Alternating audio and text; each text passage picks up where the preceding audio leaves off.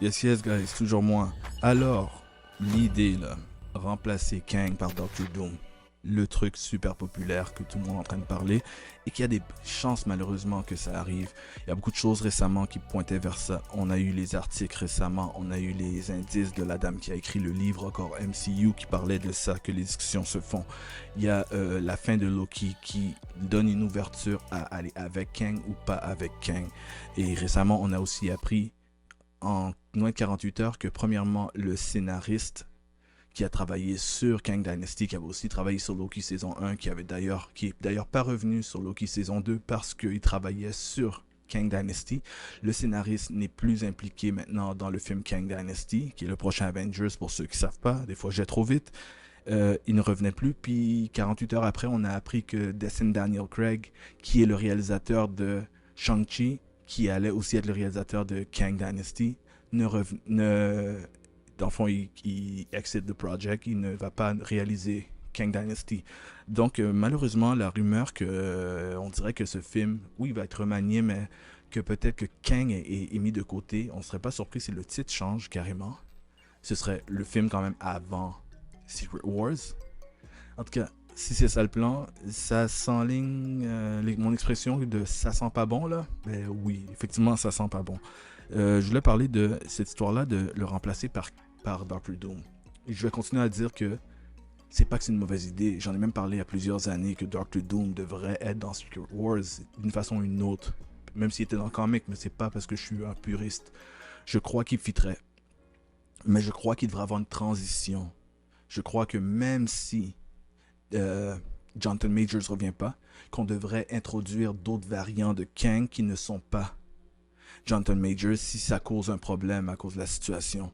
Je crois qu'on devrait introduce Iron Lad puisqu'il y a autant d'indices sur les Young Avengers et que Iron Lad est un founding member des Young Avengers. Et Iron Lad se trouve à être, spoiler alert, un variant de Kang. Donc, mettre un Kang gentil, un Kang mélangé à des Kang méchants puis des Kang qui ne sont pas Jonathan Majors, ça fit aussi. Puis si jamais Kang revient, l'acteur revient, ben là il va être mélangé avec des variants qui ne sont pas le même acteur, ce qui est très faisable et normal, de la même façon qu'on vient d'apprendre que Mr. Fantastic ne sera pas John Krasinski, de la même façon qu'on en a des variants qui ne sont pas joués par le même acteur, les variants ne se ressemblent pas toujours. Loki a des variants qui ne sont pas les mêmes que lui. Écoute, il y a Crocodile, il y a un jeune, il y a un vieux, il y a tout, il y a une femme. Fait que donc, en gros, je crois que ce qu'il faudrait faire, c'est laisser le mastermind Kang, qui pourrait être un autre acteur ou pas, venir nous montrer à quel point c'est vraiment un génie à travers le temps, qui voit les choses venir bien avant nous, parce qu'on n'a pas eu le temps de voir la vraie menace de ce que Kang représente.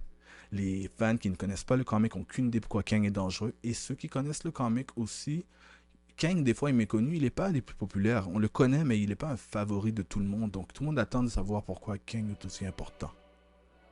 Donc, j'ai vraiment hâte de voir ça. Qu'est-ce qu'ils vont faire avec Kang? Moi, j'aimerais que Kang soit là et que juste qu'on pense qu'il est rendu au niveau badass, intense, mastermind et tout d'un coup on se rend compte qu'il y a un gars qui lui, avec qui il a collaboré ou pas, ou qu'il n'a pas vu venir, qui est encore plus intense. De donner la chance à Kang d'avoir son Doom, parce que là on va se débarrasser de Kang comme si c'était un personnage secondaire quand c'est un bad guy des Avengers les plus connus. Même Doctor Doom, c'est un bad guy de Marvel en général, mais c'est un bad guy de Fantastic Four et tout. Là, moi, le dernier point, c'est que oui, pourquoi je mettrais Doom? Les gens veulent pas mettre Doom. Je crois qu'on peut mettre Doom. Pourquoi? Parce que ça ne changera rien à s'il apparaît dans les Fantastic Four plus tard. La raison est que après Secret Wars, c'est un reboot. Après Secret Wars, on recommence. Nous, comme spectateurs, on va savoir que Doom est allé vraiment loin dans un monde alternatif. Mais les personnages à l'écran, eux, ils le savent pas. Ça va juste donner plus de build-up pour nos personnages à où ils vont aller. Puis un genre de stress pour nous. Que, oh my god, il va aller où cette fois? Même si lui ne sait pas qu'il est déjà allé à ce niveau-là, dans un univers alternatif.